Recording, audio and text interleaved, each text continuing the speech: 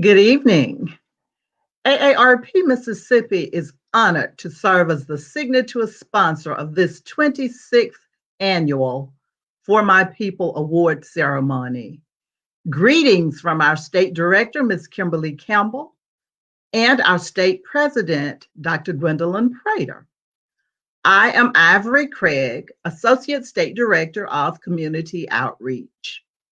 AARP is the nation's largest nonprofit, nonpartisan organization dedicated to empowering people to choose how they live as they age. With nearly 38 million members and offices in every state, Puerto Rico, and the U.S. Virgin Islands, AARP works to strengthen communities and advocate for what matters most to families, with a focus on health security, financial stability, and personal fulfillment.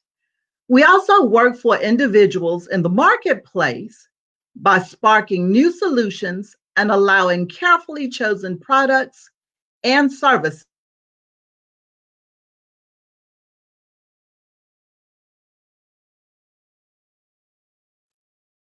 In 1958, by Dr. Ethel Percy Andrus, a retired educator from California. For 60 years, we have been serving our members and society as a whole by creating positive social change through advocacy, service, and information. The drive, innovation, and compassion of our founder continue to inspire our work as we dedicate ourselves to improving lives, standing up to injustice, and transforming the marketplace. The principles of collective purpose, collective voice, and collective purchasing power guide AARP's efforts. We work tirelessly to fulfill the vision of a society in which all people live with dignity and purpose and fulfill their goals and dreams. Members of AARP span 4 generations and reflect a wide range of attitudes, culture, and lifestyles. Approximately 1/3 of our AARP members work full or part time, while most of the remainder are retired. AARP does not endorse candidates for public offices or make contributions to either political campaigns or candidates. AARP Mississippi will strive to grow our reputation as a strong and forceful voice that protects and improves the quality of home and community-based services, provide resources for caregivers, protect seniors from nursing home abuse and neglect, advance high-speed internet access for telehealth, etc. We also strive to establish our office as a leader on family caregiver education, awareness, and advocacy through strong advocacy campaigns, key partnerships, and an education/awareness campaign in our community presence sites. We strive to establish our state as a leader on fraud and financial security education and advocacy. We strive to develop key partnerships and scale up fraud educational programs while increasing volunteer leadership in established financial security programs. We strive to deepen our relationship with the 50-plus-year-olds in our community presence communities. We will focus on expanding awareness in each community as well as re-engaging a significant percentage of members in multiple engagements each year with a particular focus on the African American/Black audiences. AARP is always searching for volunteers to help us to fulfill our vision and mission. If you are interested in learning more about volunteer opportunities with AARP, please contact me, Ivory Craig, at ICRAIG@aarp.org or 601-898-5420. I invite you to follow AARP Mississippi at www.aarp.org/ms or on Facebook, facebook.com/AARP Mississippi, and or on Twitter, twitter.com/AARP Mississippi. I end my remarks with an announcement. On February 2nd at 6:00 p.m. Central Time, AARP Mississippi will host a coronavirus vaccine teletown hall. You may contact me either via email or phone for more information. I know you will enjoy the night, and again, AARP Mississippi is proud to be the signatory sponsor of the 26th annual For My People Awards program. Thank you, Ms. Craig. And once again, my name is Lance Wheeler. I'm the Education and PR Manager for the Margaret Walker Center and Coastal Civil Rights Education Center at Jackson State University. And so right now I'm going to bring the Margaret Walker Center's Director, Dr. Robbie Luckett, to introduce our award recipients of For My People Awards and our first award recipient of the Doris Derby Legacy Award.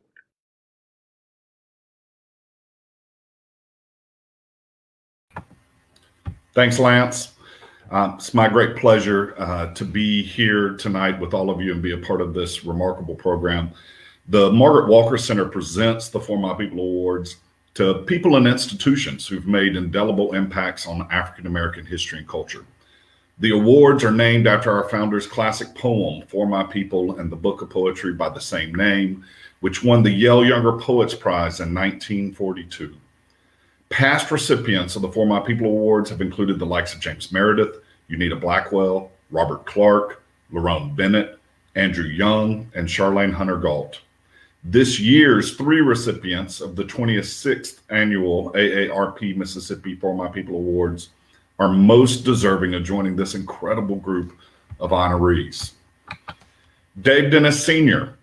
interrupted his collegiate experience during his freshman year in 1961 at Dillard University in New Orleans to work in the 1960s civil rights movement in the South, particularly in Mississippi and Louisiana, where he was arrested over 30 times in relation to his activities to register disenfranchised voters. Mr. Dennis was on the first Freedom Bus ride from Montgomery to Jackson in 1961. He served in both states as field secretary for the Congress of Racial Equality, CORE, and he was director of the Council of Federated Organizations, COFO, which today is a civil rights education center that we have the high honor of running at Jackson State. Mr. Dennis helped lead the effort to organize what became known as Freedom Summer in 1964 in Mississippi. In that role, he worked closely with Mickey Schwerner and James Chaney, who were murdered along with Andrew Goodman as Freedom Summer began. Mr. Dennis spoke in Mississippi at the funeral from James Chaney, delivering a eulogy that will long be remembered. He returned to Dillard University, where he graduated in 1968. Continuing his education, Mr. Dennis left for law school at the University of Michigan, where he graduated in 1971. A year later, he organized a successful challenge to the Louisiana Democratic Party structure. That challenge resulted in an African-American chairman and a majority African-American delegation being sent to the National Convention, the first time since Reconstruction. In 1991, his law practice gave way to his work with Bob Moses, a fellow iconic veteran of the civil rights movement in Mississippi. And with Bob Moses, he began working with the Algebra Project. In the 1960s, the most pressing need for African-American residents in Mississippi for citizenship was to be able to register to vote without obstruction. Mr. Dennis became committed in the early 1990s to the pressing need of quality education as necessary for first-class citizenship, joining Bob Moses in his work to increase participation of low-performing students in the gatekeeper course Algebra 1 by or before the 8th grade. Without early access to Algebra 1, they believe, Students cannot complete a heavy mathematics program in high school, enabling them to go into careers in science and technology. Mr. Dennis and Mr. Moses have championed quality education as a constitutional right. Mr. Dennis has been interviewed and recorded in numerous documents, articles, books, newspapers, magazines, and documentaries over the years, which is where, as a young college student, I was introduced to Mr. Dennis in the classic documentary Eyes on the Prize. He has also received many awards and recognitions, including the Andrew Goodman Foundation Freedom Summer Visionary Award, the CDF's Ella Baker Leadership and Service Award, and an honorary doctorate of humane letters from Dillard University in 2015, to name just a few. Tomorrow morning, I hope you will join us at 10 a.m. Central Time on the Jackson State University Facebook page, as Mr. Dennis will deliver the keynote address for the 53rd annual Dr. Martin Luther King Jr. birthday convocation at Jackson State. Congratulations, Mr. Dennis, on being one of this year's For My People Award recipients. Our second recipient is Dr. Doris A. Derby. Dr. Derby is an administrator, professor, documentary photographer, speaker, and author who earned her Bachelor of Arts from Hunter College in New York and Doctor of Philosophy from the University of Illinois. She was one of the organizers of the March on Washington in 1963. After teaching elementary school in Yonkers, New York, Doris Derby joined the civil rights movement in Mississippi to work with grassroots organizers in Black communities and take steps to impact societal change. As a 10-year civil rights movement veteran in Mississippi from 1962 to 1972, her work has been recognized in several publications, documentaries, and online outlets. Dr. Derby is a contributor to the classic book Hands on the Freedom Plow that contains 50 SNCC women's contributions to the civil rights movement. Her new book is entitled Poetography, Artistic Reflections of a Mississippi Lifeline in Words and Images, 1963 to 1972. It contains a combination of the poetry and documentary photographs she created while working in Mississippi. Her second book, Patchwork, Paintings, Poetry, and Prose, Art and Activism in the Civil Rights Movement, 1960 to 1972, is forthcoming early this year. From 1990 until her retirement in 2012, Dr. Derby was Georgia State University's founding director of African American Student Services and Programs and an adjunct associate professor in the anthropology department. In 2011, Dr. Derby was honored with the Georgia Humanities Award by the governor of Georgia for her work in photographs depicting the life of struggling Americans who defied the post-emancipation status quo brought about by political, economic, social, and cultural domination and exploitation. Her images have been shown in museums, galleries, universities, and websites around the world, including the Mississippi Civil Rights Museum, the Krannert Art Museum in Illinois, the National Museum of African American History and Culture in Washington, D.C., the Rose Library of Emory University in Atlanta, the Turner Contemporary Art Museum in Margate, England, the Photographers Gallery and the website of Apollo Magazine in London. Dr. Derby resides today in Atlanta with her husband, retired Army veteran and actor Bob Banks. I would be remiss here if I didn't note as well that one of Dr. Derby's photograph collections will be on display at Jackson State in the Art Gallery in Johnson Hall, where we have displayed a number of her exhibits. This exhibition, which will open next Tuesday, the day after Martin Luther King Day, January 19th, 2021, is entitled May 1970, The Gibbs Green Tragedy at Jackson State College, a Doris Derby documentary photography exhibit. As many of you know, on the night of May 14th, 1970, Jackson City Police and Mississippi Highway Patrolmen responded to Jackson State student protests over their mistreatment at the hand of white motorists who sped often through our campus. Approaching midnight that night in 1970, when no students were protesting at all, the police and highway patrol in full riot gear turned on Alexander Hall, a women's dormitory, and opened fire, spraying nearly 400 rounds of ammunition in 28 seconds in every direction. When the firing ceased, two young men lay dead, Philip Gibbs, a junior political science major, and James Earl Green, a senior at nearby Jim Hill High School. 12 others were shot by the police and survived, while dozens more were injured by the exploding glass and brick. Hundreds bear the psychological scars of that night, which spilled into the early morning of May 15th, 1970. No police officer was ever charged with a crime.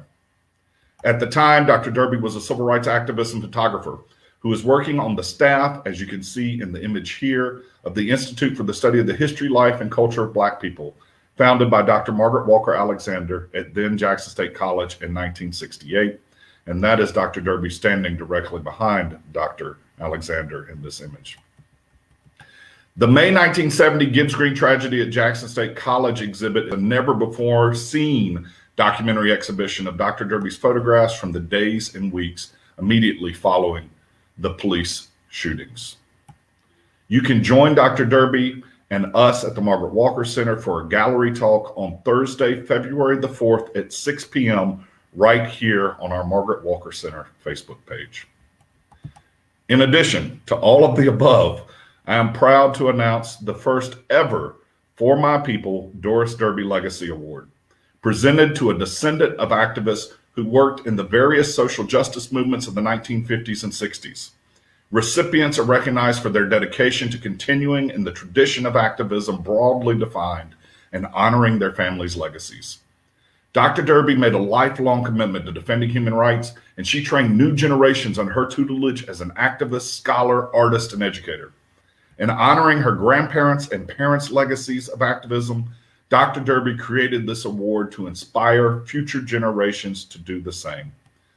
Mr. David Dennis Jr. is our first recipient of the For My People Doris Derby Legacy Award. He is a writer and author of the forthcoming book, The Movement Made Us, by Harper, a father-son dialogue that will explore in part the elder Dennis's life behind the scenes of the civil rights movement. David's work has appeared in numerous publications, including The Guardian, The Washington Post, Playboy, The Atlantic, and many other outlets. He is professor of journalism and social justice at Morehouse College, and I'm proud to note that he is also a product of Jackson Public Schools and Murrah High School. Congratulations to you all. Thank you all for what you have done over your lives and careers and what you continue to do for African American history and culture. And I also offer my deepest appreciation for the support of AARP and Ms. Ivory Craig. I look forward to many more years of working together.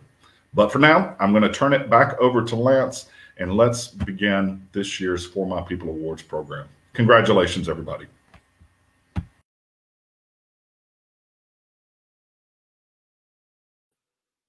Good evening, good evening, good evening again.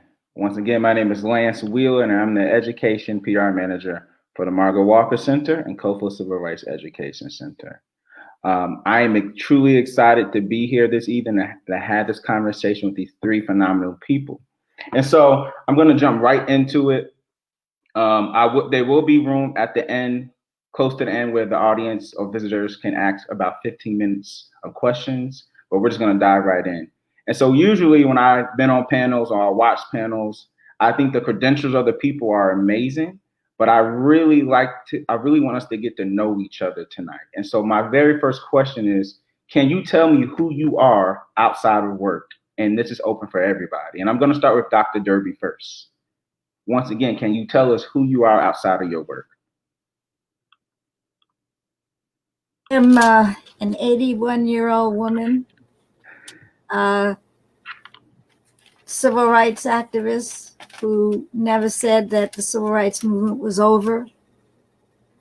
In anything that I do, I continue to be a freedom fighter, an activist, an artist that that connects arts and social justice and community involvement with education.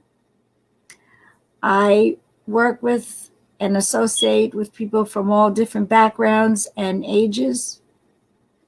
I am a wife, I'm a mother, I'm a godmother of a number of adopted children, and a mother of two children, two grandchildren, and two great-grandchildren.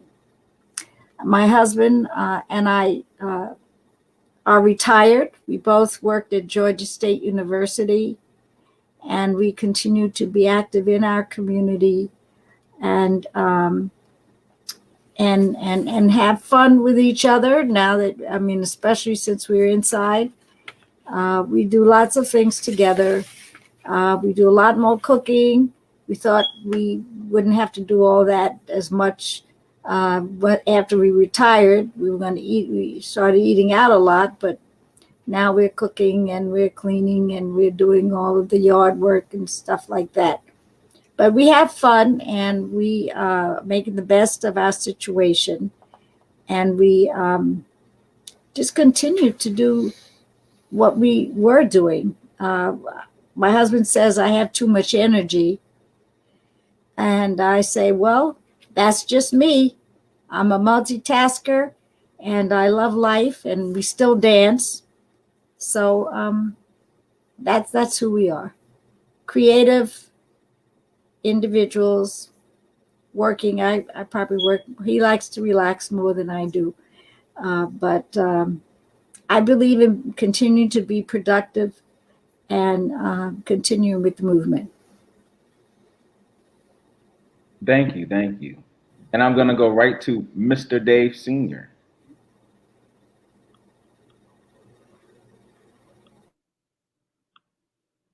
Father. I have 4 children, 2 by my marriage now. And I'm a grandfather, so I try to be a lot more to them, closer to them, getting them older ages. I just made 80. I'm not as old as you, Doris. But at any rate, and so this pandemic thing has really changed a lot in terms of my lifestyle. I used to travel a lot and stuff in terms of my work, and I still do my work but on the outside now beginning to have much more time to reflect. And working with my son over the past this year on this book that he's writing. I mean, he's the boss. He's the one doing the hard work, and I'm sort of trying to tell the stories. And so that's what my life is like now. So I do a lot of time of reflecting. What was really interesting now is that and work with my son is that how much of my past and especially my work in the civil rights movement in the 60s that I have just really suppressed. I really don't. I mean, I didn't understand a lot of things that happened to me, and to be able to realize that through working with him. I mean, he says like, well, Dad, you know what happened here? And I'm talking, what are you talking about? I wasn't there. I didn't do that, And he said, I've got documents to show this. Here, look, And so then I'm beginning to find out trying to go deep and that has been a very, very painful journey. Those reflections and stuff because all of a sudden it just, you realize what really happened there is, I mean, you see people, you hear voices, and my good friends and stuff like that who were not there anymore. And I had just totally forgotten a whole lot of stuff. And to relive that and bring it back that's been tough and good at the same time because it helps me to be more of a whole human being again, I think. So that's what my life is about right now. Most of it is to do with reflections of my life and my past. I missed so much of my life that I'm just beginning to relive and realize what was part of my life. So that's been a heck of a journey. So in one way, the pandemic to me personally has been somewhat helpful to helping me to become whole. Wow. Thank you for that. And I'm going to go to Davey. Yeah, outside of my work, I am just pretty regular. I'm the son of Dave Dennis Sr. and Carolyn Jolivet. I'm the father of Langston October, husband of Chrysalin. I am, somebody who, loves my family, who, loves, trying to carry on what I can. If we were talking about what this pandemic has taught us also about our lives outside the work is that, learning about our family and how to survive and how to, be Black and American, what that means. Like these are the things that are important to us. And I'm learning about that every single day. That's what's I'm getting more value in. It's just like what it means to be Black families in this space, in this particular unique time in American history, and trying to, love on each other as much as we can. Because, as 2020 has taught us, unfortunately, tomorrow is not as promised as we thought it is. So that's really the focus of what I'm trying to maintain outside of the work. And that's important. I think a lot of people, particularly Black and brown people, are trying to understand. And I for me personally, value family even more in this situation that we're in, with the climate that we're in and us being trapped in a house basically. But I definitely have those same sentiments or values. My next question, I'm going to go right to you again. Coming from a family, coming from parents who did this kind of work, in your own words, can you define civil rights?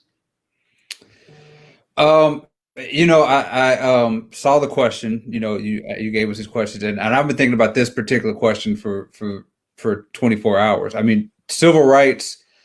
It's really hard to define any of the stuff that we're doing, right? Like, I'm not one for definitions of words like activism and things like that. But this, to me, civil rights is equality for everybody. It is finding a place where everybody can be equally successful in this country, especially, right?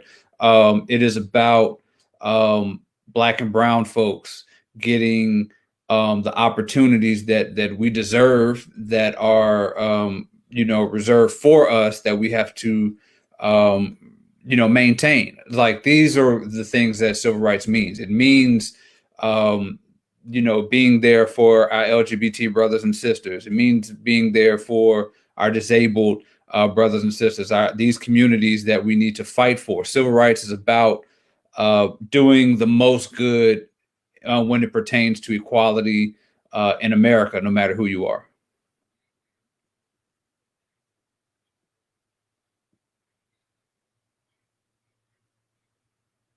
You're muted. Thank you. I'm going to go straight to Dr. Derby with the same question. What is your definition of civil rights, or how do you define it? Well, I think that Davey did a good job on that.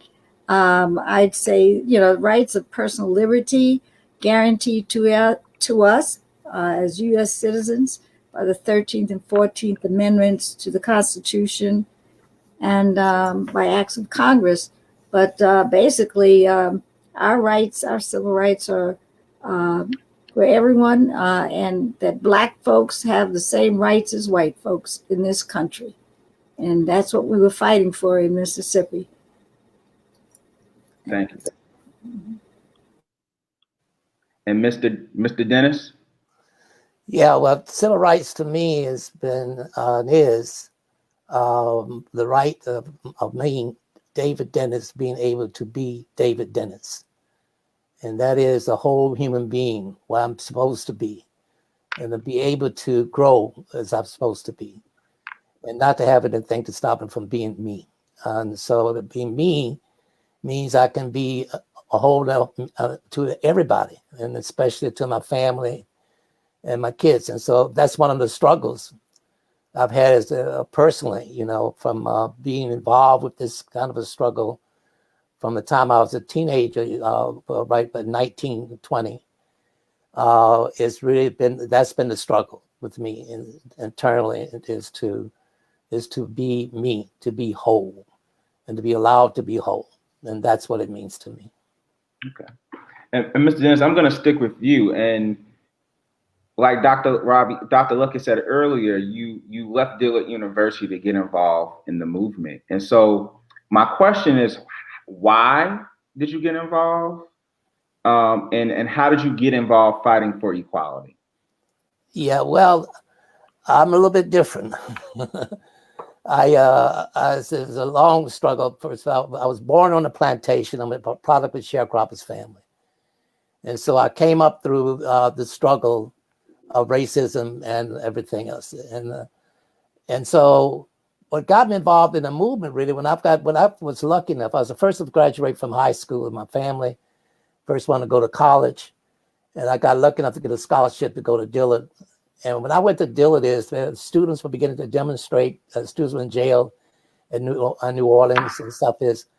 But out of my head is I just wanted to become an electrical engineer and get a job, make money, and take care of my family, and that's what I want to do. And so I was conscious of the civil rights movement, what was going on, but that's what I want to be. So my first meeting I had, a civil rights meeting, was a core meeting in New Orleans. And how I got there was that there was a rally on campus. There was a young lady who was speaking by the name of Doris Castle, and she was a beautiful lady. And so I went to talk to her to try to get a date. And so she talked me into going to a meeting. I ended up with a civil rights meeting, a core meeting at Mount Zion Baptist Church in New Orleans, Louisiana. So my first meeting was trying to get a date. And my first demonstration I went on was because Doris kept telling me, because she didn't go out with me, because I just went to the meeting, went to another meeting, and another meeting. And she kept saying no. She said, you got to be a man, you got to demonstrate. So you got to go. So I decided to go and demonstrate because they weren't arresting people. By the time I went and when I decided to go and demonstrate in New Orleans in a picket line, they decided to arrest everybody. So that was my first arrest. So it was really all about not being caught up in the civil rights movement. It was more or less trying to get a date with Doris. So that I followed her then from there to the Freedom Ride, the same thing. And that's where the change came. It was like having baptism. I don't know if anybody understand about being on what they call the morning bench and how the spirit gets you, kind of stuff is. So I was in a meeting in Montgomery, Alabama. Martin Luther King was there, Y.T. Walker, you name it, James Bell, Diane Nash, the John Lewis, people I'd heard about and everything else. And we all there. And there was a debate going on whether or not the riot should continue. And there was this group of Diane Nash saying yes, Martin Luther King and others were saying no. And I think it had more to do with not their being afraid, but more to do with their concern about the safety of the young people. Young people said they got to go. And there was a small group of people, young people from New Orleans. So I was in this meeting and I'm sitting there trying to decide what I want to do. I want to get out of here, go back to school, or go on this ride. And then something grabbed me and I heard this voice. And I don't know who said it, but they said, there's not enough space in this room for both God and fear. And whatever it was, that thing that got me off that morning bench when I was a kid, was the same thing that grabbed me in this Dr. Harris's house on that particular day. And so it was all over. The game was over. It was like I chose God. And so I ended up volunteered to go on the first bus and never looked back. And so that had a lot to do with fear and being afraid, whatever it is. But that's how I got into the civil rights movement. My first thing was the beautiful Black female.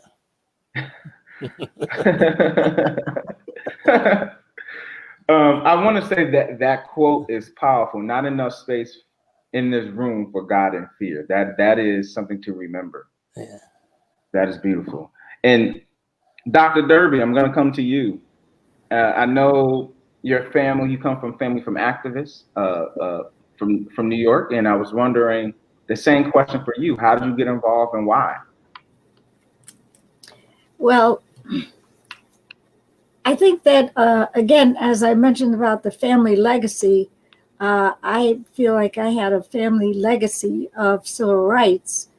My grandparents they lived not too far from us. And whenever we went to visit them, I would listen to the stories, especially of my grandfather, my paternal grandfather, who talked about discrimination in Boston and how he lost jobs and couldn't find work after the potato famine in Ireland, and the Irish came over. The Irish immigrants came to and settled in Boston, and the Catholics then started firing or not hiring the Blacks in favor of the Irish. And so that started a process of him looking for work and then starting to travel to Virginia and other places to look for work during the high tourist season. Eventually, well, and also a lot of other family history about civil rights actions. He told me about how he was a patriot. He was in the Spanish-American War in 1898. And later, my grandparents moved to Boston, and he talked about looking for a job. He and his wife got a job at an Episcopal home for the orphans. And so that's when my father moved there, father and my aunt and uncle. So they talked about discrimination, but at any rate, my father worked his way through college. He attended the University of Pennsylvania and in civil engineering. We heard about those stories where he was very outstanding in athletics in, I think it was fencing and shooting. And he was supposed to get some awards. And he went to the awards ceremony, and they told him that he had to use the servants' elevator. So he left. So he left that, and he did not receive his award as he should have. Then, when he did get his degree in engineering, it's one of the only Black in his engineering class, civil engineering class, he faced discrimination in the field, his chosen field. He eventually got a job in the civil service in New York. He moved from Philadelphia to New York, and he told us about, how he had to work. He and his father would go to New York and ride the trains, jump on the trains, and look for work and so on. So he got a job in civil engineering, and then, okay, you take a test to advance yourself. However, he met with discrimination again on the managerial level. So they would say that he failed the oral exam. It was only the manager who was the one who would give the exam.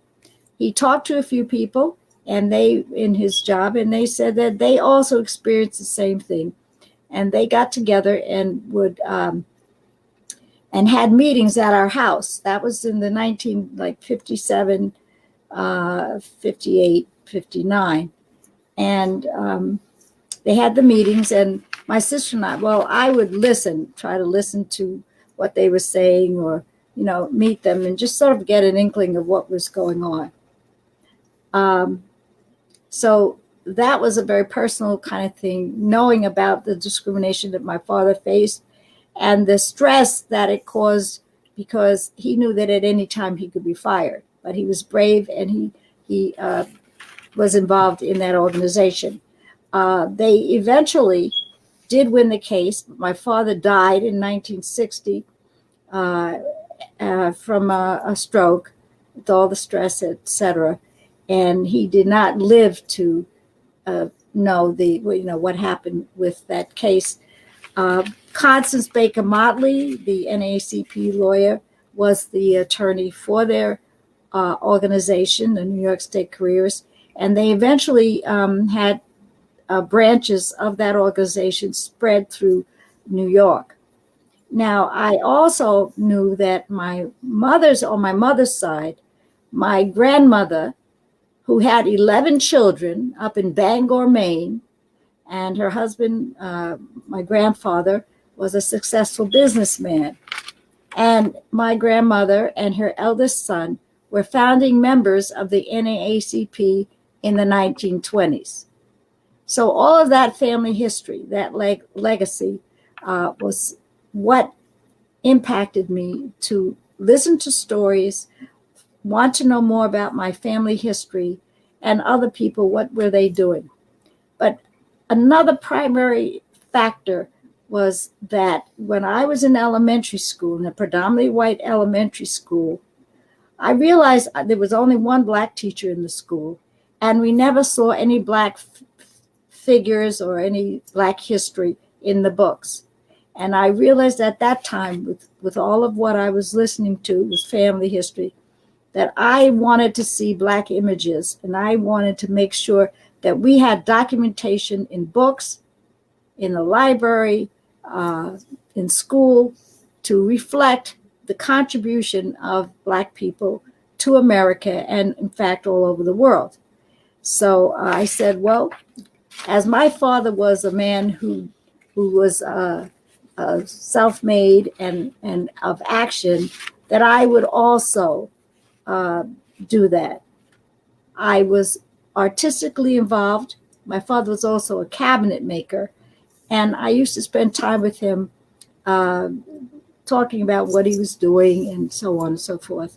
And I felt that for me, the visual, the importance of seeing our images and reading about us in books, that was the way that I would go, as well as, be an activist. So that's what I started doing, and I just continued to do it. And my father was a photographer. He gave my sister and I brownie cameras when we were in the 4th grade, and he would take pictures at all of our events and show them for family gatherings. So I had that as an inspiration. Thank you. You said two important things I think everybody needs to think about: that family history and sitting down and taking the time to learn who you are. I think when people are quickly going through life, we forget to sit down with grandma and grandpa and dad and mom and say, who am I? And then the other thing is that seeing ourselves in the pages is crucial. It's essential to who we are as people of color and Black people. And so thank you for sharing those tidbits. And I thank you. And David, we're going to come to you. So it's interesting. Like, I've never sort of been comfortable with the idea that I do any activism work. I don't know if it's because of what I've been raised around and growing up around folks who have put their lives on the line in these very, remarkable ways. I mean, I've never been to jail. I've never been, beaten by police or anything, knock on wood. I've never been, in some of these, on something like a freedom ride. Right.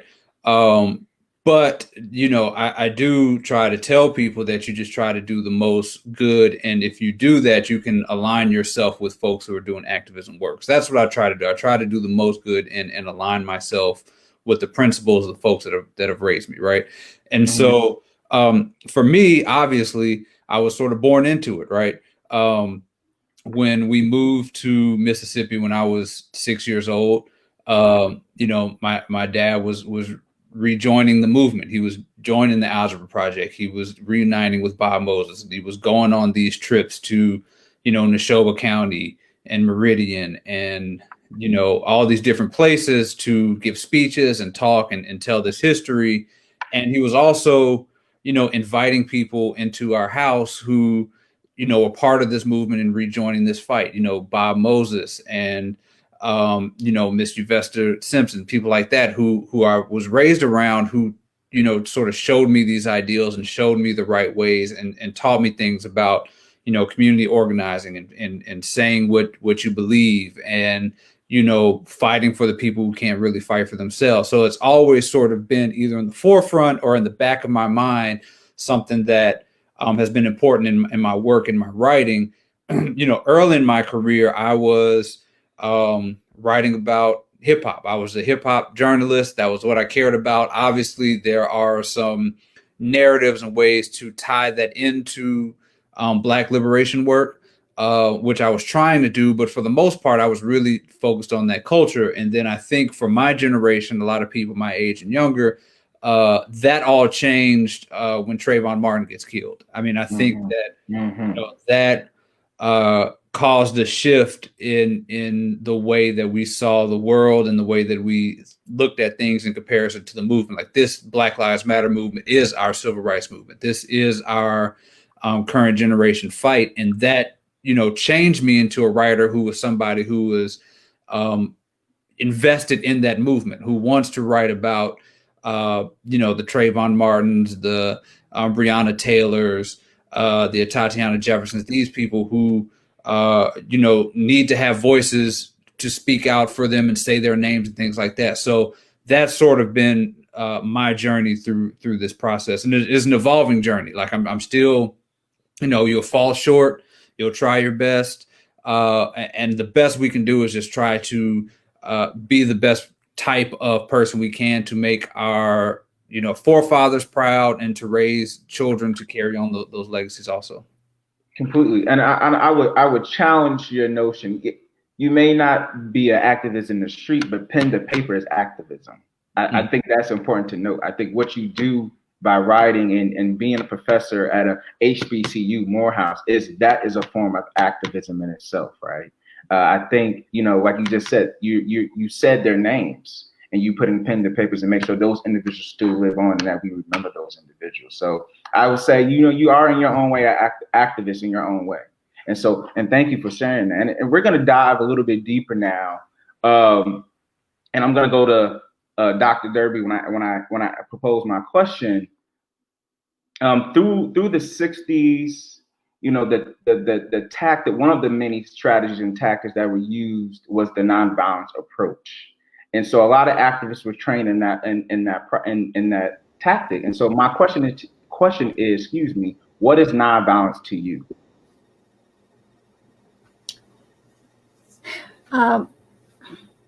Nonviolence is a way of life, and it's a tactic, it's strategies for that you use to try to bring about what you need, in the society.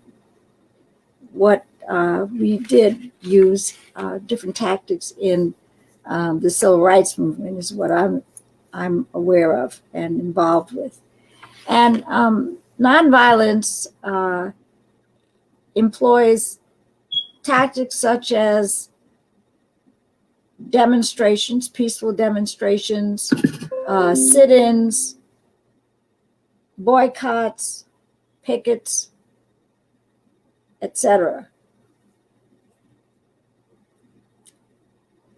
I think that C.T. Vivian, whom I knew here in Atlanta and during the civil rights movement in Alabama, in Georgia, so Albany, Georgia, and you have to use nonviolence. We were trained in nonviolence for demonstrations and all of that. And I saw it as a strategy. Myself, when we were living with sharecroppers or with farmers, and if we were going to be attacked, I was very happy when we were protected with guns.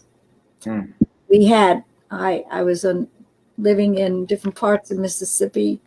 On several occasions, we had threats and we had to be protected. And I was very happy that the farmers, the people that I lived with, were prepared to defend their family and the people who were staying there. So I think that in terms of is the personal, with the use of defensive mechanism through guns versus strategies during the movement with nonviolent protests and nonviolent actions. I think we need to have a lot of conversations with people. Negotiations is a part of nonviolence.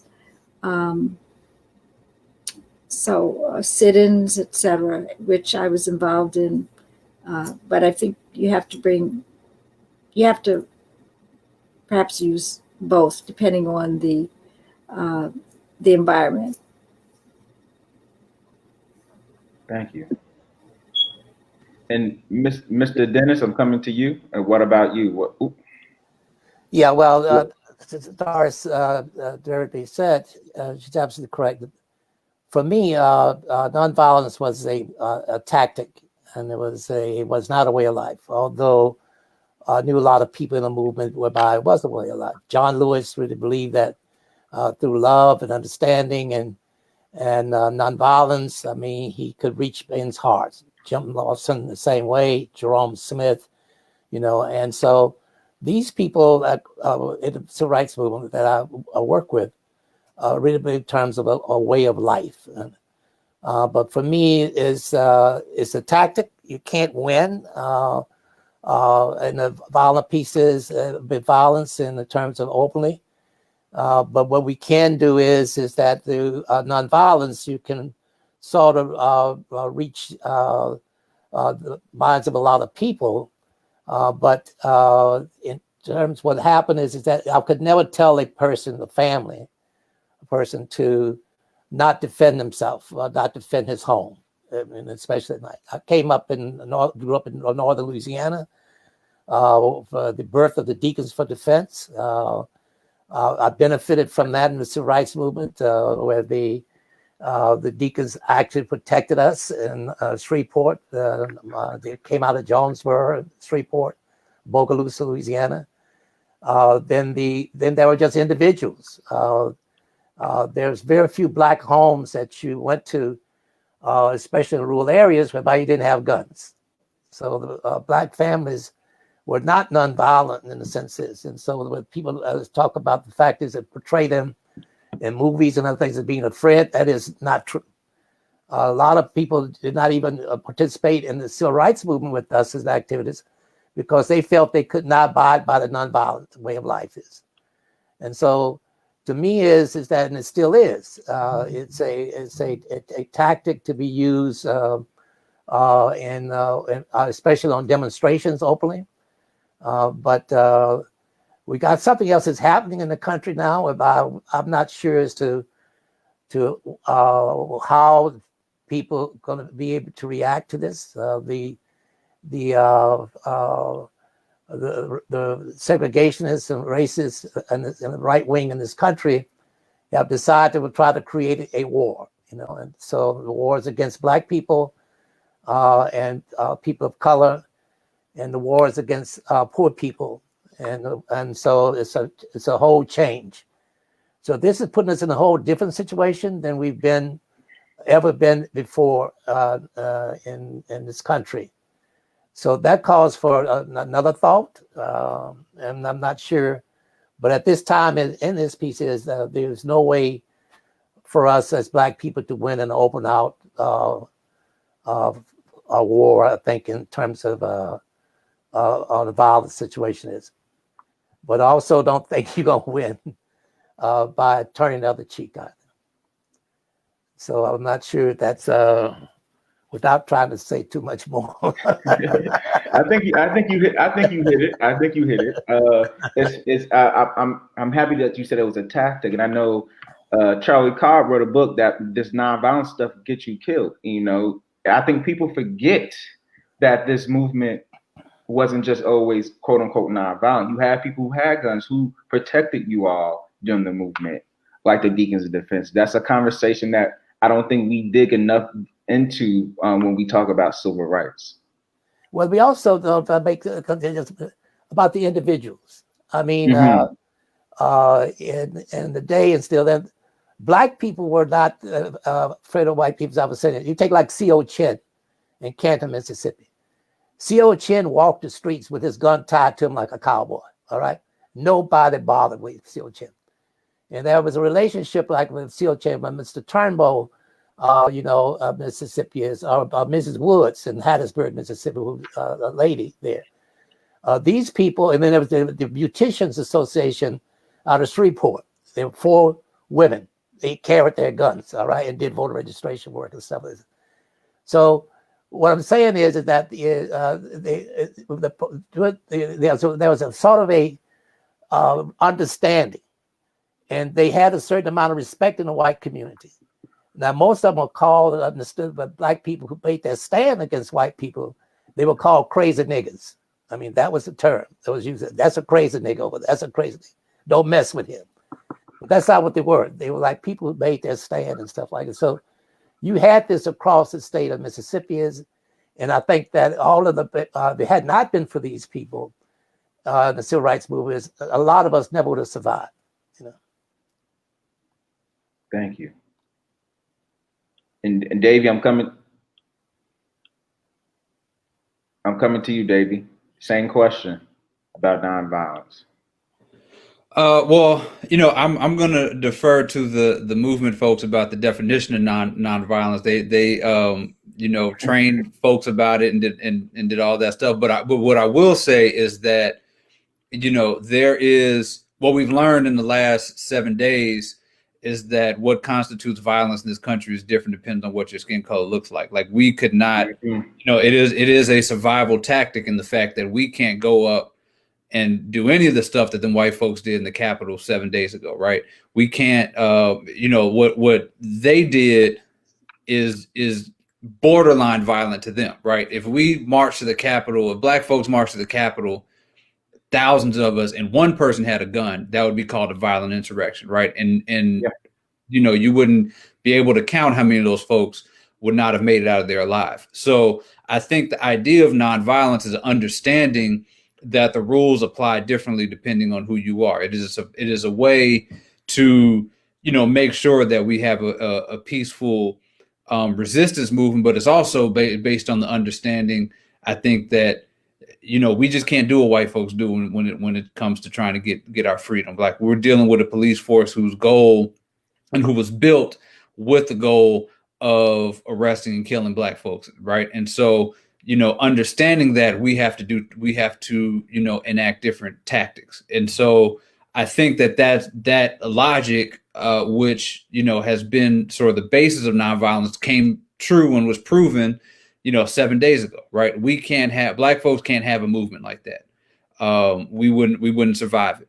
But in many ways, like they've said, the movement did have artillery, it did have weapons, it did have protection as part of the sort of gumbo of resistance that was built throughout this country.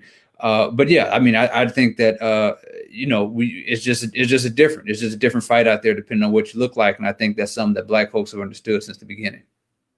So I think all three of y'all hit on that, and my next question is, and y'all all been touching upon it. So how do we find that balance? Because between the later 60s, we see a shift that goes into the 70s with the Black Power movement.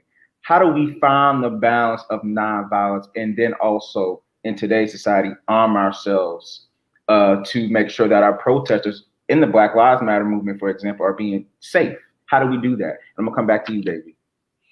Yeah, I think it's, like I said, I think it's all part of the calculus that we use. I think you need folks out there who are armed, who are going to protect the people who, are on those front lines. I think that in every march, you have that. I mean, when they had the Ahmaud Arbery marches, there were armed folks in the streets there for protection. I mean, I think that's definitely part of and definitely necessary. I don't think that there's only one way for us to get free. I think that there are different methods. There are different fighters. Everybody has to be. There are people on the front lines. There are people in the back. There are people, through the history that's been the case. And I think that armed resistance is definitely part of that. Okay. And Dr. Derby? I think that with the civil rights movement, we never went with guns. When we had demonstrations and all that, we were not with guns. Individuals may have had, when they were walking down the street or they knew they're going somewhere, but that was not, we had nonviolence tactics. I think that was what we had. We never knew, we always knew that, we couldn't win about, along those lines. And we were willing to go to jail to get arrested for what we believed and to fight for equality. This right now, and even with Black Power, Black Power was, for me, I think that it was for defense, so that when someone, but it was more in the urban areas and like that, we need to really make sure that we go down and register to vote, and we we continue to be to really be steadfast at what we want to do, but we have to defend ourselves much more than just like in the rural areas. The urban areas are saying we're going to defend ourselves. So we never were on the offensive with guns. You know, it's like we're going to protect ourselves. So I think that the tactics we're even today we're doing peaceful protests. It's just that we get attacked, so we're fighting back. Now, you know, gun control. You know, in Georgia, for example, I mean, you're able to carry guns. It's not just us. You know, everyone is carrying a gun all over the place. And I think that since the laws were enacted to have to allow people to carry guns, then they're taking them wherever they are. So that's a whole nother element, whether people are carrying guns when they go down the street, when they go to the store. You know, having demonstrations is just one other place where they're carrying guns, because now everybody, it's legal. Everybody can carry guns. They're carrying guns in schools and all different buildings. So I think it's a whole different story now with everybody carrying guns. So I think that the tactics that we use, we're still using a lot of nonviolent tactics. And as Davey said, you know, we would never think about going to have an offensive activity like they had at the Capitol to do anything like that. That's not what we're about. We're just trying to continue to have equal rights and be freedom fighters, because we know there's still a lot of discrimination. There's so much discrimination, and we still have our struggle the way we had it before. Thank you. And Mr. Dennis? Agreeing with both Davey and Doris, is that people have their different roles to play in this movement today.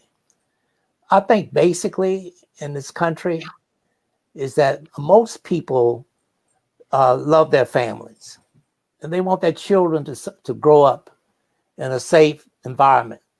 You know, I think that a place whereby they can feel safe in a country. They don't want war. They don't want fighting.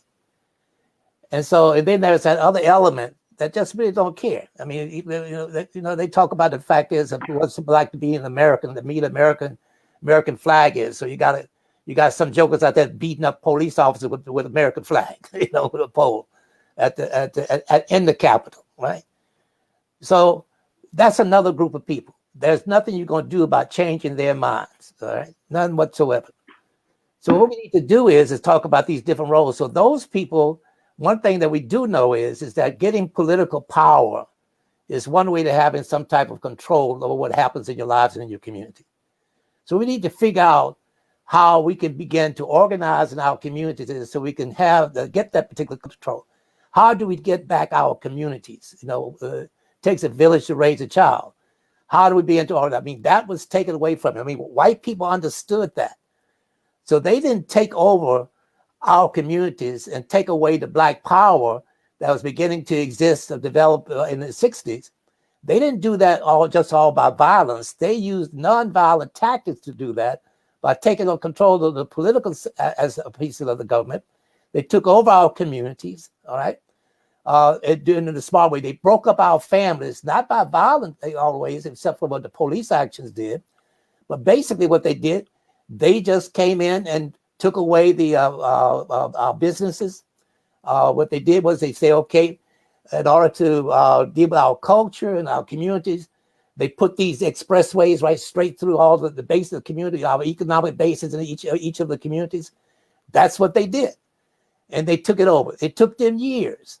But they started planning on that is when the Black people went to the Mississippi Freedom Democratic Party, went to challenge the Democratic Party in Atlantic City in 1964.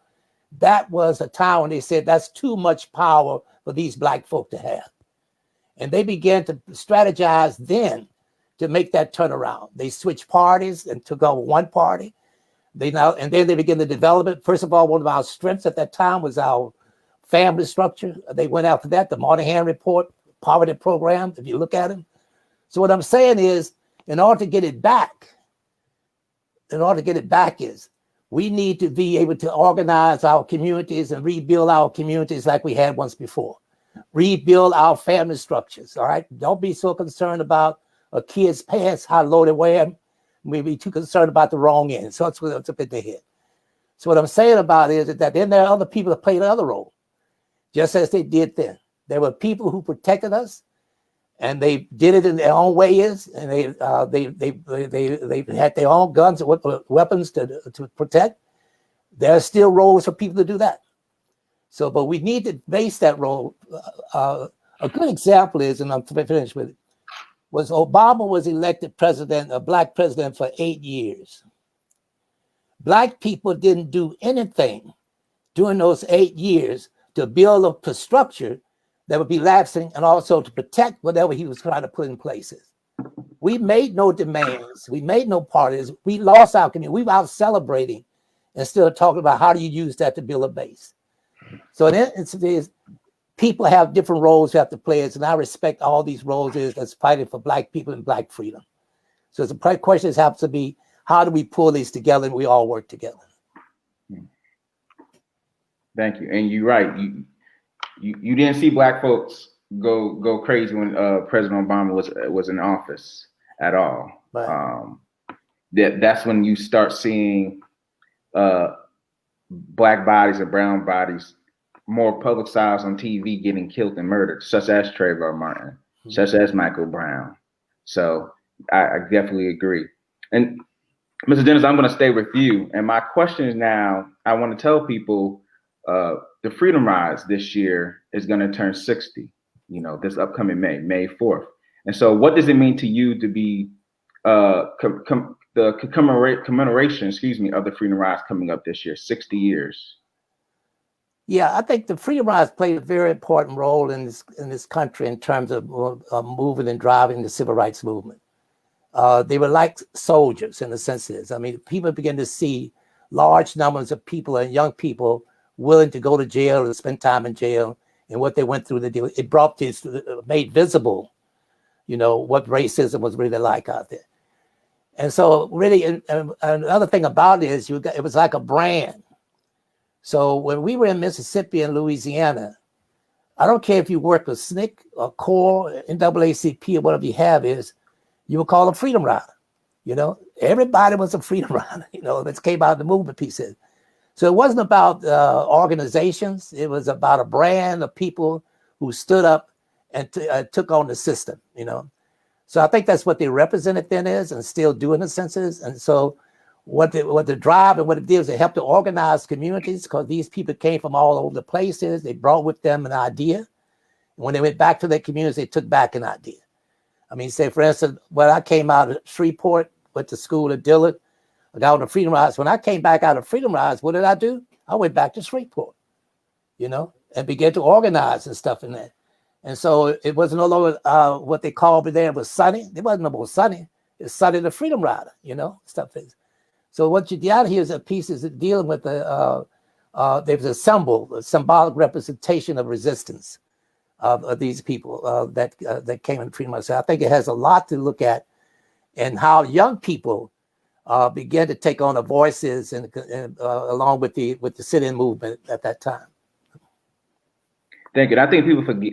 I think sometimes we forget that you yourself and Dr. Derby and other civil rights activists were young people. It was a young people movement, and I think that's important for young people to realize now. It's been done, and you can still do that. Right. And so thank you for that. And Dr. Derby, I have my question to you is,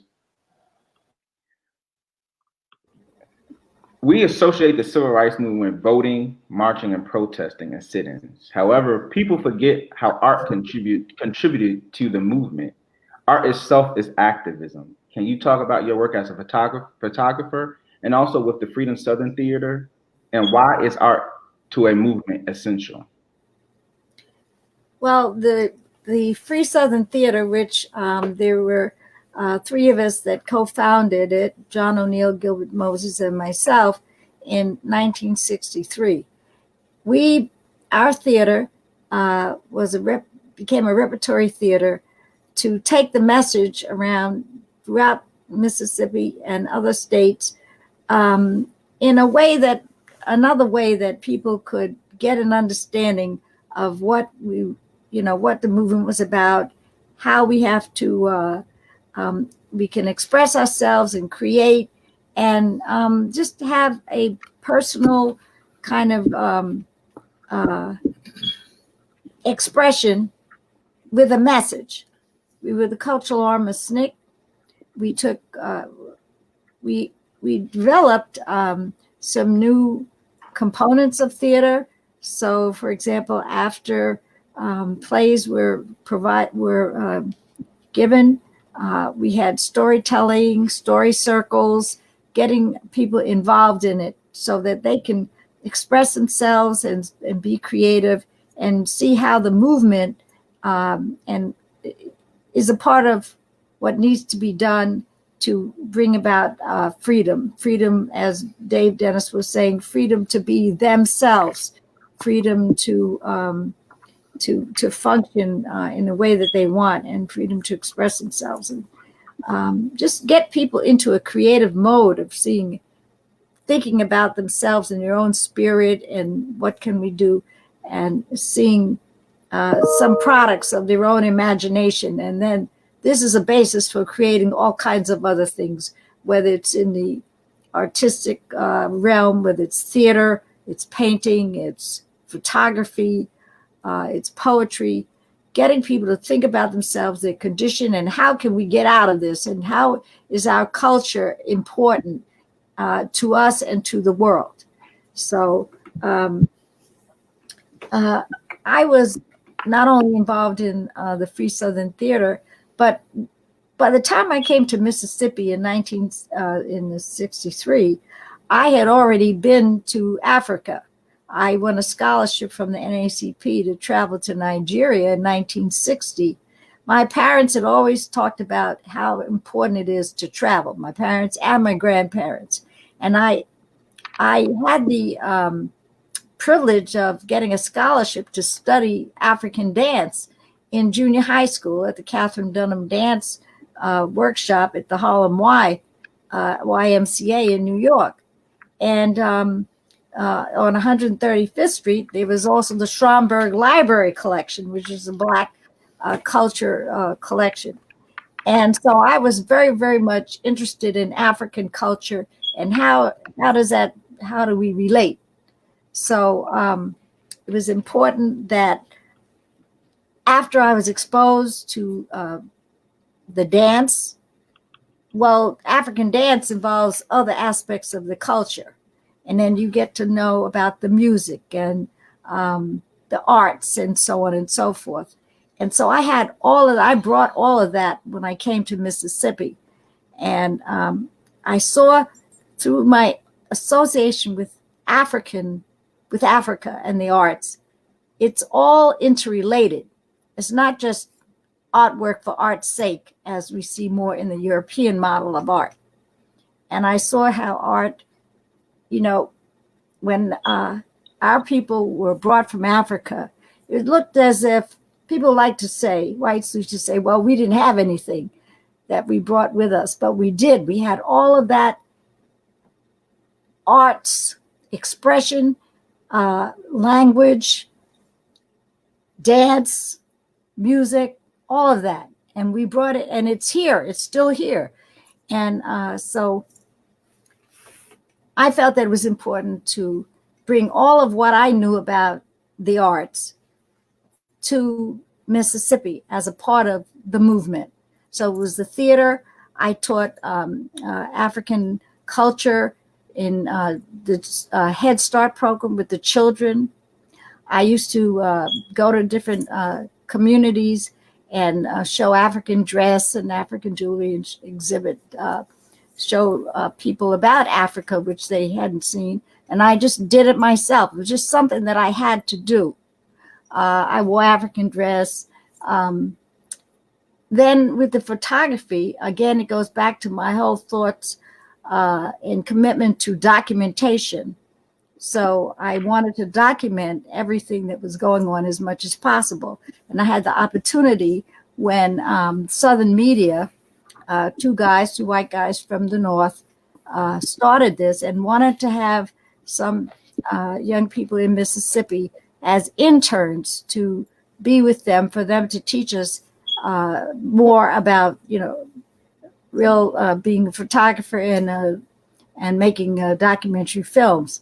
So I traveled around with that group and amassed, I guess I was the one that was there with that group for the longest time, as well as then continuing on my own with the photographs.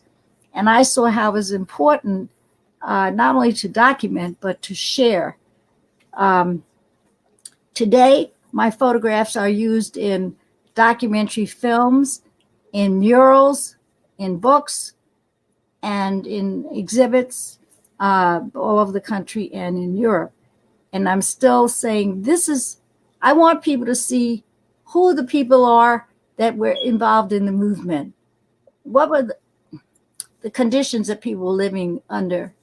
And what they were doing for themselves. It wasn't just politics. It wasn't just demonstrations and voting.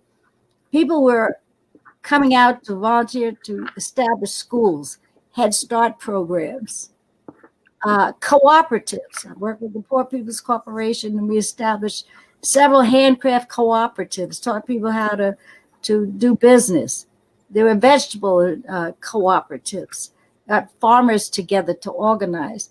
All of this needs to be documented because people just think, it was that the movement was just political, just mainly voting and this kind of thing. So I continue to say that I want to get my work out, just because it shows that these are the kind of things we still have to do. Economics, as Dave was mentioned, we have to build our community. So you would see the families. I have photographs of families, and they're working together and doing all of this. And I would like to have like 20 books of photographs of different aspects of the civil rights movement, the theater, the co-ops, Tufts Delta Health Clinic, which it was a grant from the government, and the health clinic in Mount Bayou, the all black town. A lot of people don't know about that, but several facilities were established for the health and welfare, excuse me, of the Black community. Education was adult education. There were visiting nurses. All of this was going on, and examinations for the children to have before they went to Head Start programs. So I'm showing all of this to say this is the movement. It's not just political. It's not just, it's everything. And as Dave said, it's family, expanding and developing what we have to keep our families together and to keep building for our communities. Thank you. And I think your photos showing people in the movement. I think when I was working at the Civil Rights Museum, visitors will always come in and talk about the big name people, but everyday people who lived during that time period was activists in their own way. They had to resist a system every single day of their lives. And so I think you showing those images are powerful to let people know you don't have to be a Dr. King. It could be your grandmother who did something. It could be your aunt. It could be your dad. These people are around here. All you have to do is take the time to sit down and talk to them. And so thank you. Okay. And David, I'm going to come to you. You've had the privilege to be around some fantastic people growing up, activists, and you're still around them today. And you are our first award recipient for My People, the Doris Derby Legacy Award. And so my question to you, how do you plan on continuing that legacy and bridging that gap for the generation today? Well, yeah. Well, first, I want to thank Dr. Derby for the, starting this award, and thank you all for. I mean, Jackson State is just like. I mean, I was raised in Jackson, Mississippi. Jackson State is like the pillar of Blackness in the community. It's like like when you go to Jackson State, you feel it. I was raised, loving Jackson State. I remember like when I first moved, my friends are talking about this thing called the sonic boom, and I don't know what they were talking about. And it's just, it was just like this, I don't know, it's just this magic. And to sort of be here in this moment for this work that I've, wanted to dedicate my life to and have tried my best to do and have tried to carry on these legacies and to receive something like this at Jackson State from somebody like Dr. Derby is just like, I mean, I couldn't never have dreamed or imagined something like that possible, and then get an award, with my dad at the same time. I mean, it's surreal. So I just want to get that out the way first. What I want to do is just to carry on, the fight and the freedom fighting in the way that these, people before us loved us and loved themselves enough to want to put everything on the line to get us all free. And so when I do try to tell these stories, I want to use these stories to let people know that there are folks who, we paint them as superheroes, and in many ways they are, but these are regular folks, right?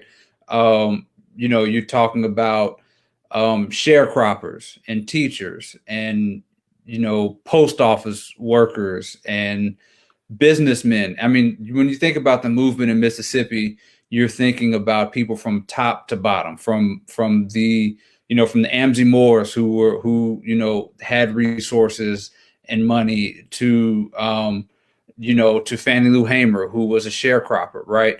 To the people who are organizing the Democratic Party, the Mississippi Freedom Democratic Party. Like, these are people who ran the gamut of class and power in the state of Mississippi. And like you mentioned, Freedom Riders, Dad was 20 years old when he hopped on the Freedom Rides. And what's interesting is that, like, when you're a kid and you're hearing stories about your parents, you always think about your parents as older than you when they're telling the stories, right?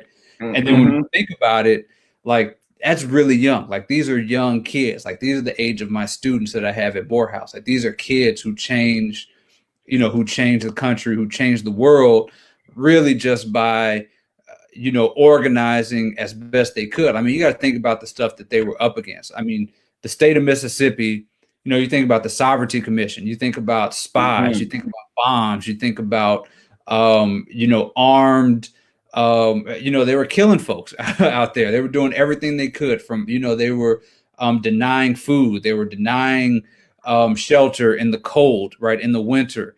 And they were doing these things to stop Black folks from attaining power, getting free. And a lot of kids, with the help of elders before them, who were leading the way before them, and these communities came together and fought against the most powerful country on the planet, right? And in many ways came out successful, right? Mm-hmm. And so what I want to do is to tell these stories and tell our stories and to show people what's possible, to show people that, when we're up against the fact that, you have a racist president who is going to try to strip every power that you possibly have, who employs a head of education that is going to tear away our schools, when you have police forces who are infiltrated by white supremacists who are going to let them storm a Capitol, but they will not let us, fall asleep in our car or go to Walmart and buy toys and things that we want to do. Like, we're talking about an enormous fight that a lot of times feels impossible to overcome. And so what I want to do through this work is to show people that, no, we can, overcome this, and we can fight this, and we can come out and win. Like, I do believe that Black folks can come out and win in this country. And I think that a lot of times it feels insurmountable. And what I want to do is just carry on these stories and let people know that this is something that we can do. Thank you. I'm going to open up to the audience really quickly, 2 to 3 questions. Mr. Dennis, we have a question from Jerry Ward. His question is, how is the algebra project continuing to help young students deal with the let me read that. How is the algebra project continuing to help young students dealing with the technology is always evolving? Yeah, well, we are working in schools and we work in communities, and we really trying to figure out, and we feel that if you can get to the what we call the most affected by poverty of these children of color, and move them up to the top, we move everybody up. So we embracing the whole piece, this pandemic piece has really helped a lot in terms of our stressing the use of technology. But we use the technology pieces that throughout from early childhood, like how do you get kids and parents to understand what it means to embrace this technology, how important it is, and how much it's going to play in their lives from this point forward. So we have what we call a pre-K 16 model, where we starting with children at the early childhood, work with them in mathematics and science, all the way through through high school. With the idea is that at the end of the high school, that their kids are either college ready or they're career ready. And so that's our pieces. And then we move in, as we call it, a pre-K 16 through 4 years of college. And the other piece around this important is whereby the technology piece is all embedded.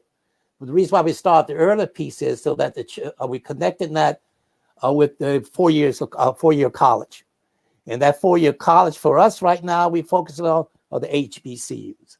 So we try to figure out a way to develop a pipeline for children of color from early childhood that moves on through high school into 4 years of college at an HBCU. So at Mississippi, as we be working coming up this summer is with both Tougaloo and Jackson State with the faculty is and with Jackson Public School System trying to deal with this particular system.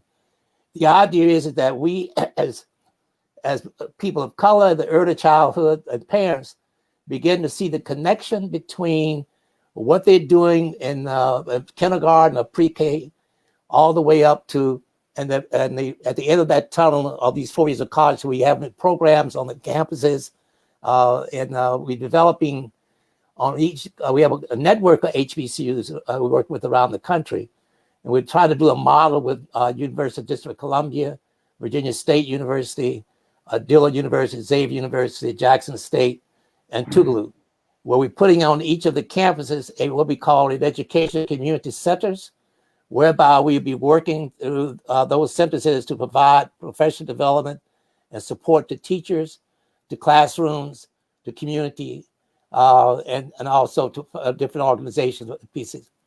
And the idea here is that we talk about how you deal with the technology that is embracing technology and everything else is. But we try to, it's sort of like a COFO concept that we had in the 60s. That what we do is we bring together all of the organizations and structures within the community together, what we call a design team model, and whereby we figure out how churches can be supported with what's going on in the schools, how your other kind of programs you have, poverty programs you have, whatever you have that impacts the lives of children, we bring them to the table and figure out a ways that we all can work together to put a floor beneath our children is for them to get a first-class quality education that is not competitive. I don't want to compete with white schools or white students. We want to try to prepare our kids whereby they can compete with the world. And our children can do that. We know that. We've seen it happen before.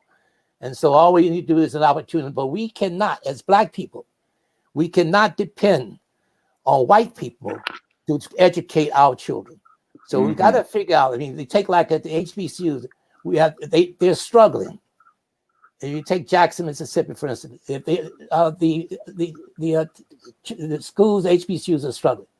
There's no reason why we can't begin to talk about fundraising. The churches, we have people who graduated from the HBCUs. The churches start a collection. There's no reason why the churches can't begin to adopt a child or a student at some of the HBCUs that you're going to give them scholarships, you're going to help support them, invite them into your homes, go out. What I'm saying is we've got to figure out a way is that we begin to educate our kids. One thing that Black people don't understand, I think, is public education in this country was started by ex-slaves in 1865. The first HBCU around was like Claflin in Orangeburg, South Carolina. Penn Center, which is part of the education piece, that piece of that education that moved through South Carolina all the way into Louisiana. We were the ones who started. And one of the things that's very interesting about that is that people give credit to the carpetbaggers and stuff like this. Black people at that time is the ex-slaves. And people try to say, well, how did they learn how to do arithmetic? How did they learn to read and write? Well, they learned, they taught themselves. So when they came out, they were the teachers. In the beginning of the development of the education system, they did not want the carpetbaggers in because they felt that their children first had to learn their culture and to understand about themselves before they get into the other world. So that's a very interesting piece when you look at the history. There's a book that everybody should call Black Education in America by James Anderson. Everybody should try to read that book. It gives a good historical thing about the education of Black people in this country. But what I'm really trying to say is that to answer the question is that's how we're trying to do this is. And so we talk about Black engineers, and what we have is to come in to be part of this piece. What we have in the communities where we're working is to come be part of this to help in terms of moving this thing. Because our children have been, we don't have the communities. They don't understand that what the communities were like in Jackson, Mississippi. These the kids we have now grew up where there's corruption in the communities. They don't exist anymore. They don't know that Farish Street was a place whereby you had businesses, Black businesses, stores, clothing stores, and you had that. You had restaurants and places across the state of Mississippi and other places in the South. Black community had service stations, they had their own businesses, they had grocery stores. What we have is all of those things was wiped out intentionally after the 1964 Civil Rights Act was passed. So you didn't come up in a community whereby we didn't have anything. And that whole piece about we didn't have any kind of family structure, all of that is not correct. We need to figure out how to rebuild that, and I want to put together back our economic base. But the key to that is the support of our educational system and providing the support that our kids need. And the HBCUs are key to this. Thank you.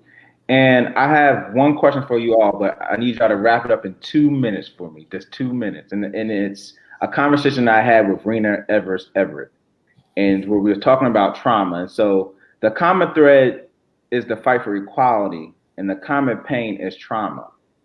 How can we make time to find healing, peace, and joy in the midst of ongoing systemic trauma in this movement for fight for equality? And Dr. Derby, I'm gonna go to you first. We have to take the time. We have to make the time. I think parents have to get their kids off of the gaming mechanisms and the telephone, looking at the phone all the time. You just have to establish some routines for spiritual and family development. And also talk about the importance of community involvement. Parents need to teach their children about the kind of work they're doing and take them with them. They need to have some type of volunteerism in their family. Take the children and as a family volunteer, get the children to volunteer, have the children learn as much as they can, get all the skills that they can as they're growing up, because you never know what you're going to need. It's not just schoolwork. It's and it's church affiliation. Be a part of a church community and do volunteer work there. Be involved. The churches were key for us in the movement. So we need to continue the legacy that we did in the civil rights movement, which also were built on the history of Black people and the Black community, and continue those things that were important. Read about it and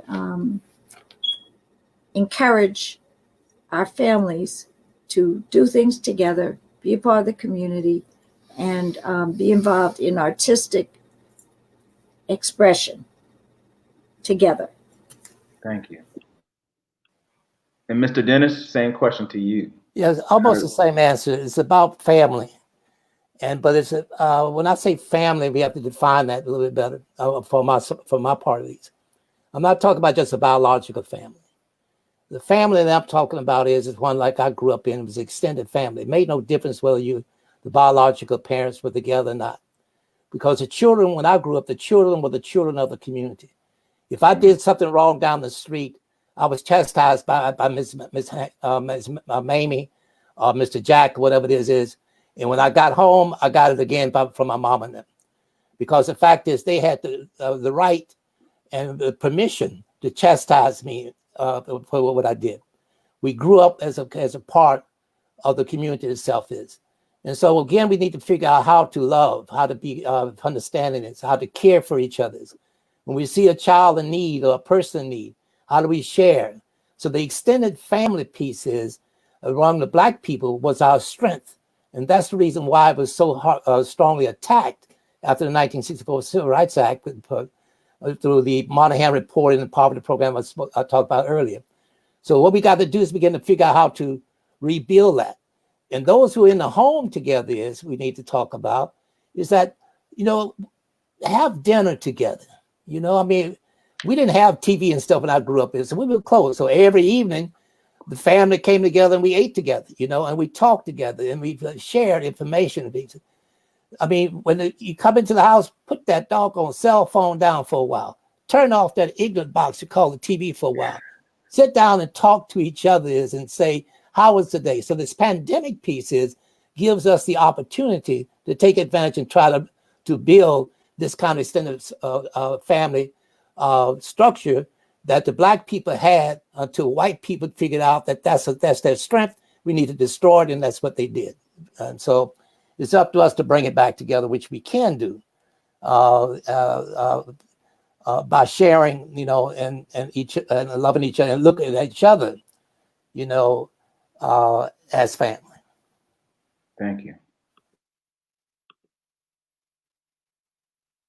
And Davey, same thing for you.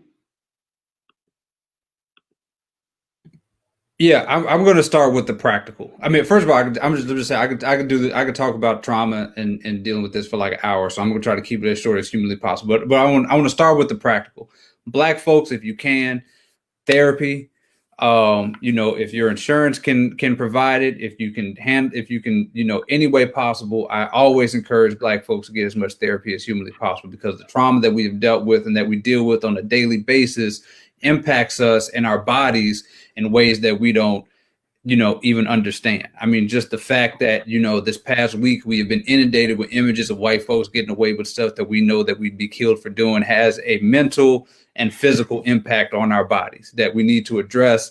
And a lot of times we're not equipped to do that on our own. We need the professional help. So that is the practical. For anybody who's here, who's watching this, please try to go and get some therapy if you can, right?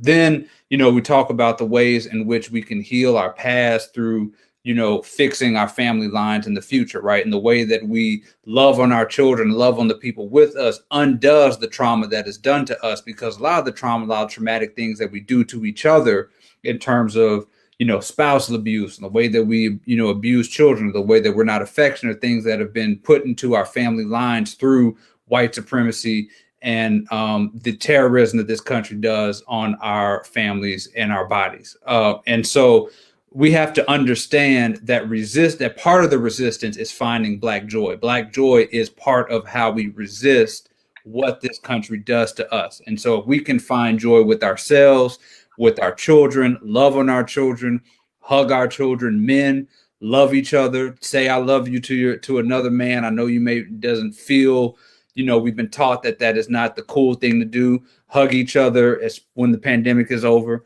These are the things that we can do to sort of undo the trauma. That is as quick a spiel as I could possibly do for a PSA for my folks out there who are watching. And thank you for saying Black joy. And you're right. It's hard to find all that going on, being Black and what's going on in this country. But Black joy is important. And I want to say to all three of y'all, I love you. And so thank you for tonight's conversation. Thank you for you being you, and thank you for continuing to fight for equality for all people.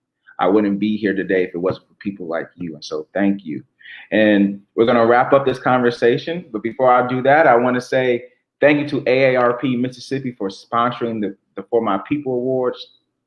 And I want to thank you all for attending this evening's program. But before you all go, please remember to join us tomorrow for our 53rd annual MLK Convocation this Friday at 10 a.m. Central on Jackson State's Facebook page. And once again, our keynote speaker is going to be Mr. Dave Dennis Sr. And so thank you all, and you all have a good night.